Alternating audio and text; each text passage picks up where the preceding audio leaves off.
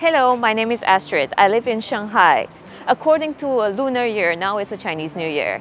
And during this festival, it's a tradition to gather together and have a good meal. Today, we're gonna find out what Shanghainese people eat during this festival. Let's go. You might have heard that number 8 is quite significant in Chinese culture. It also impacted the food culture. And we have another 8 treasure dish in front of us. Let's have a look. Back to my favorite place in the kitchen of the restaurant, and this time we're gonna make the 8 treasures in the hot Shanghainese spicy sauce.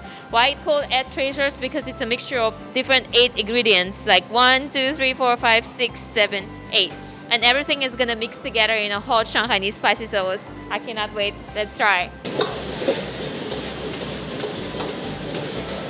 Wow. 这个味道太爽了。 Look at these colors.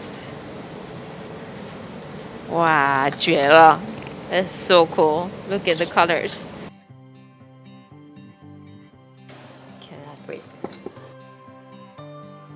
The difference between other 8 dishes, this one has a little bit of spicy flavor. So it's a mixture of the sweet and spicy and sour. So it's all together. So it's like a taste bomb once you eat.